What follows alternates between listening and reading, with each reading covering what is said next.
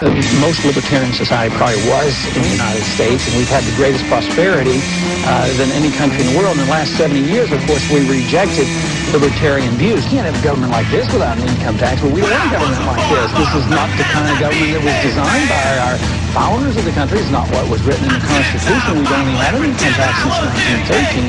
If you want a welfare state, if you want to police the world and pay for the defense of Japan and Germany, you not only need the income tax, you need the Federal Reserve to print up the money when the deficit is accumulated. So we think the government should be much smaller. If government is small, then you don't need an income tax. The income tax only covers 38% of next year's budget. But we have a growing number of people in this country who are starting to realize that even if they might not agree with us on our moral principles and the Constitution, they might agree that economic law says we can't afford it any longer. So the young people, there aren't enough young people to pay for this type of government. So the type of government we have today is coming to an end. But the income tax only covers 38% of next year's budget. Maybe you'd have a national sales tax. Maybe the states would raise it. So I want to share with you today how really simple it is to start a raw food diet. Hey, it's not about politics. It never has been. It's about principles. And we will be heard, and we will get the name out, and you will not control us, and you will not rule us, and you will have a say in this election. So first I'm going to cover some of the reasons why Gingrich and Mitt Romney are terrible people to vote for if you believe in fiscal responsibility.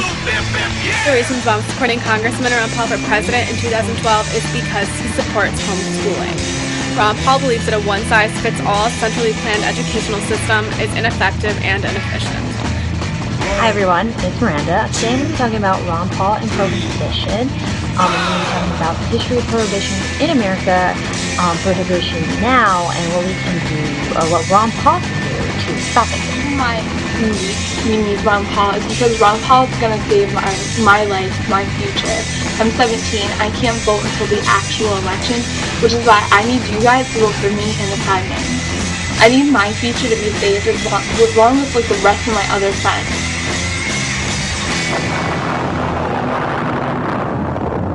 It has to be taken care of through voluntary means, never through coercion, never through force. The people should know the truth, that it's bankrupt and that young people won't get anything, and that therefore we should start to privatize it. 70% of our military money is spent overseas subsidizing rich allies. It should be spent on the defense of this country. Are you suggesting the Republicans should write me off because I'm a strict constitutionalist? I'm the most conservative member here. I have voted, against more spending and waste in government than anybody else. So you're suggesting that I'm not electable and the Republicans don't want me because I'm a strict fiscal conservative? Because I believe in civil liberties? Why should we not be defending civil liberties? And why should we not be talking about foreign policy that used to be the part of the Republican Party? And you're saying now that we have to continue to borrow money from China to finance this empire that we can't afford, and then we give it to Musharraf, who's a military dictator who overthrew an elected government, and then we go to war, we lose all these lives promoting democracy. I mean, what's going on here? You're saying that this isn't appealing to Republicans? Where did this come about? I think this is a Republican message. God, I think we've lost our way. We don't have a First Amendment so that we can talk about the weather. We have the First Amendment so we can say very controversial things. So for people to say that, yes, we have our religious beliefs protected, but people who want to follow something else or a controversial religion, you can't do this. If you have the inconsistency, then you're really not defending liberty. But there are strict rules on freedom of choice of this sort, because you can't hurt other people, you can't defame other people. But yes, you have a right to do things that are very controversial. If not, you're going to end up with government that's going to tell us what we can eat and drink and whatever. In essence, up until this past century, for over 100 years they were legal, what you're inferring is, you know what?